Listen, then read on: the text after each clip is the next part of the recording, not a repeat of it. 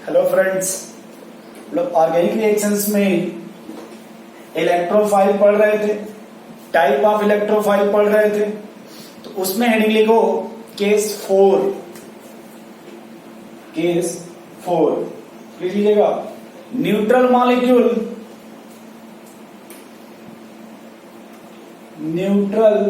Molecule in which central atom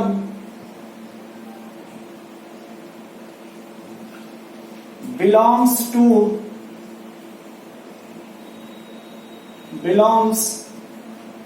with या to कुछ भी belongs with third period or after third period और D block, F block, fourth period, fifth period. यदि कोई भी molecules या उसका जो सेंट्रल एटम है वो या तो थर्ड पीरियड से बिलोंग करता हो, या फोर्थ पीरियड से बिलोंग करता हो, या फिफ्थ पीरियड से बिलोंग हो, या कोई डी ब्लॉक का हो या एफ ब्लॉक का हो, वो ऑक्टेट नहीं चेक करेंगे, वो सीधे बोल देंगे जो सेंट्रल एटम है जो सेंट्रल एटम है वो इलेक्ट्रोफाइल है due to vacant D orbital. उसके पास डी ऑर्बिटल खाली प्रेजेंट है। कोई आप इसके आगे नहीं लिखेंगे, क्योंकि जब आप डी ब्लॉक पढ़ोगे तो जान जाओगे जो डी ब्लॉक वाले होते हैं उसमें वेरिएबल वैलेंसी होती है, उसमें वैकेंट ऑर्बिटल होता है, इसीलिए वो इलेक्ट्रोफाइल की तरह बिहेव करते हैं।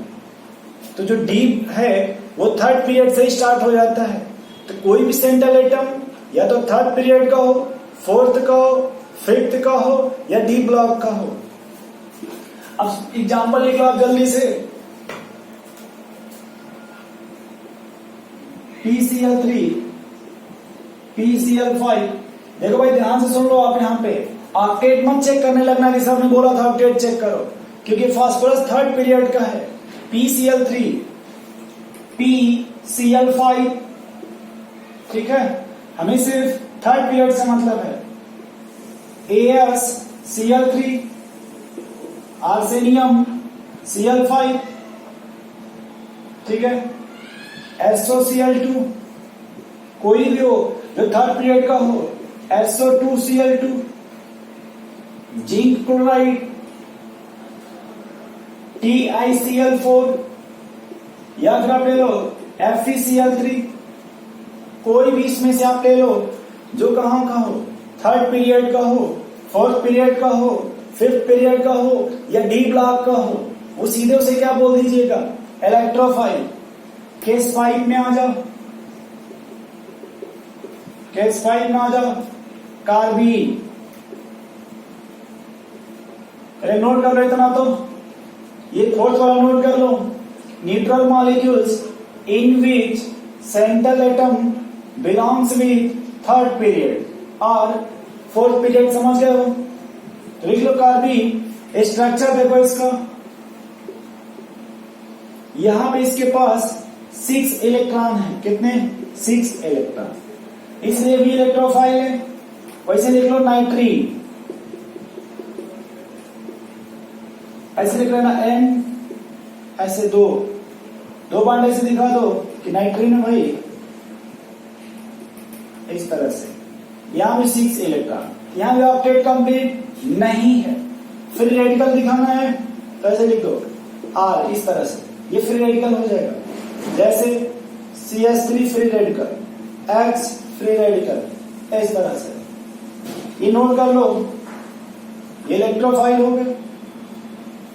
नोट कर लो भाई इतना, नोट कर लीजिए आप लोग अच्छे से। तो पहले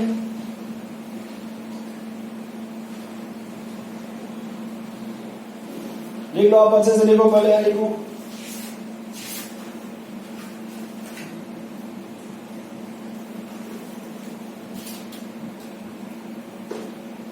लिख लो भाई, हमारे चैनल लिख लो।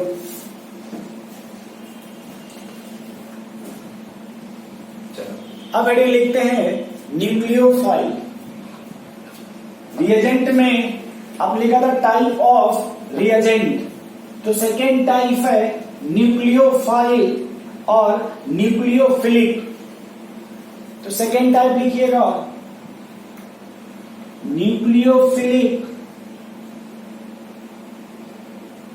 और न्यूक्लियोफाइल। न्यूक्लियोफिलिक और न्यूक्लियोफाइल सेम वही प्रोसेस।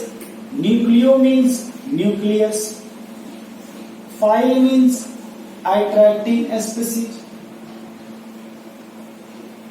न्यूक्लियस पे कौन सा चार्ज, पहले ऐसे मत सोचो। न्यूक्लियस में क्या होता है भाई, न्यूट्रॉन प्लस प्रोटॉन। न्यूट्रॉन पे कोई चार्ज होता नहीं, तो बचा क्या फिर, प्रोटॉन। प्रोटॉन पे कौन सा चार्ज, पॉजिटिव चार्ज। यानी वह स्पीसीज जो किससे अट्रैक्ट करेगी, पॉजिटिव चार्ज को। यानी वह अट्रैक्टिंग स्पीसीज किससे अट्रैक्ट करेगी, पॉजिटिव चार्ज को।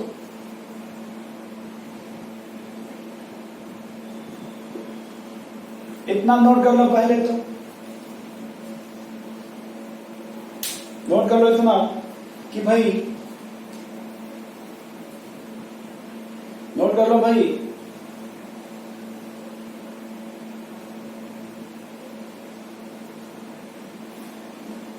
ठीक है। और यहां पे लीजिएगा, जैसे आपने इलेक्ट्रोफाइल में लिखा था कि attack on the area of higher electron density, बोलो भाई, यहां उसी अपोजिट लिख लोगे कि attack on the area of lower electron density. Attack on the area of lower electron density, ये कहां अटैक करेगा, area of lower electron density. अब इसमें लिखिएगा टाइप, टाइप ऑफ न्यूक्लियोफाइल।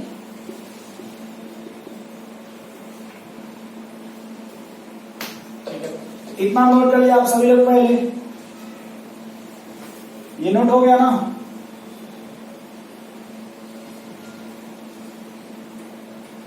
लिख लीजिएगा पहला type case 1,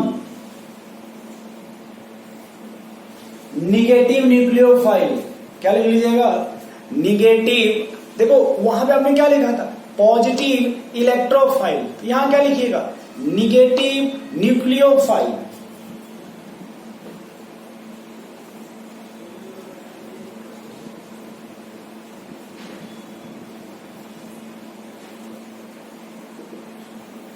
example,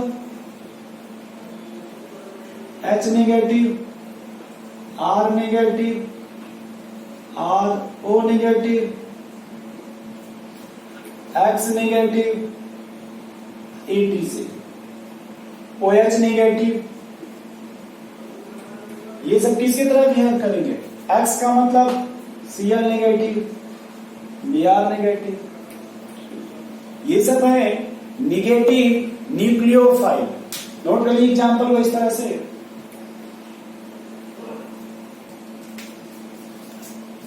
R S negative, triple bond C negative. ये सब कैसे हैं, न्यूक्लियोफाइल।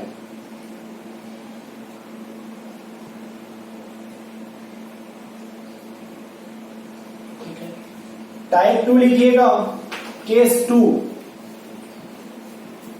केस 2। ये निगेटिव न्यूक्लियोफाइल है। केस 2 लिखिएगा, न्यूट्रल न्यूक्लियोफाइल।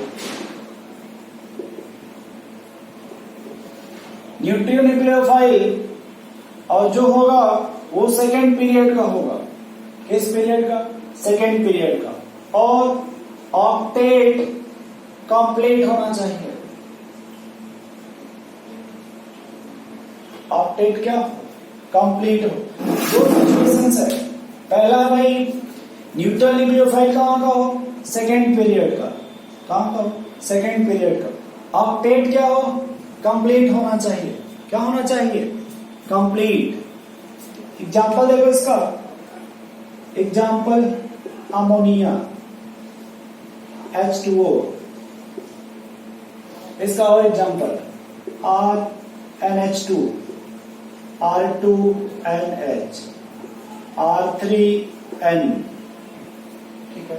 H2O का ROH, ROR, है ना सबके पास लोन पेयर। ये सब क्या है, न्यूट्रल न्यूक्लियोफाइल। देखो यहाँ पे है ना अमोनिया पे लोन पेयर, देख लीजिए। ये सब कैसे है, न्यूट्रल न्यूक्लियोफाइल है, सिर्फ सेकेंड पीरियड तक का, थर्ड का नहीं। ये नहीं कि सर PCl3 भी तो हो जाएगा, नहीं, क्योंकि वो है बट थर्ड पीरियड का है, इसलिए वो नहीं हो सकता। नोट कर लो।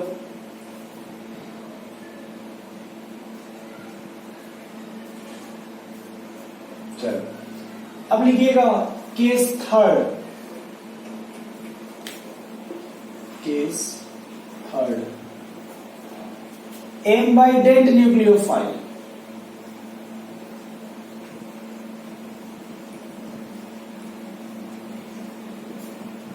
इसमें क्या होता है, एम्बाइडेंट में डोनेटिंग साइड दो होगा, या डोनर साइड दो होंगे, या डोनर एटम दो होगा, but at a time only one donate होगा।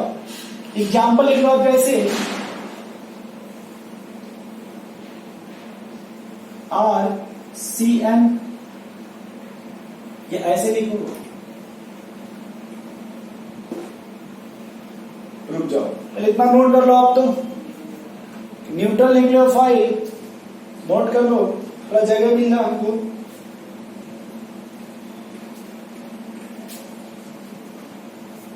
अब देखो एग्जाम्पल, KCN और AgCN। देखो यहां सबसे पहले आप थोड़ा ध्यान दीजिएगा बॉन्ड का, कि जब यहां स्ट्रक्चर आप बनाओगे तो K प्लस बनेगा और C ट्रिपल बॉन्ड ये माइनस बनेगा। इनके बीच यहां पे आयनिक बॉन्ड का फॉर्मेशन होगा, और यहां AgCN का स्ट्रक्चर देखो, यहां दोनों साइड कोवैलेंट बॉन्ड है, दोनों साइड क्या है, कोवैलेंट बॉन्ड। यहां पे देखिए नाइट्रोजन के पास लोन पेयर, यहां भी नाइट्रोजन का लोन पेयर। तो यहां पे क्या हुआ कि जब भी डोनेशन करना होगा तो यही डोनेट करेगा, क्योंकि नाइट्रोजन के पास ही लोन पेयर है, जो इलेक्ट्रॉन डेंसिटी है वो नाइट्रोजन के पास है। बोलो भाई, जो भी यहां पे आएगा, और इसमें देखा दो स्पेस है, नाइट्रोजन के पास लोन पेयर है और कार्बन के पास नेगेटिव चार्ज है। अब ये डिसाइड करना है कि कौन डोनेट करेगा। हाँ ये समझ गए आप KCN, कि यहां और इनके बीच आयनिक बॉन्ड है, तो ये कंप्लीट ब्रेकडाउन ऑफ बॉन्ड हो जाएगा। बोलो भाई, तो अब देखिएगा यहाँ पे क्या होगा, ये तो समझ गया ना कि इसमें सिर्फ नाइट्रोजन ही डोनेट करेगा, क्योंकि ये कोवैलेंट बॉन्ड है। ये आप पढ़ोगे फजांस रूल में, यहां पे कोवैलेंट बॉन्ड है। अब यहां देखो C ट्रिपल बॉन्ड N। अब देखिए नाइट्रोजन की इलेक्ट्रोनिगेटिविटी, कार्बन की इलेक्ट्रोनिगेटिविटी, तो जो कार्बन की इलेक्ट्रोनिगेटिविटी और नाइट्रोजन में कार्बन की कम है इलेक्ट्रोनिगेटिविटी, और जब इसकी इलेक्ट्रोनिगेटिविटी कम है तो ये निगेटिव चार्ज को अच्छे से एकोमोडेट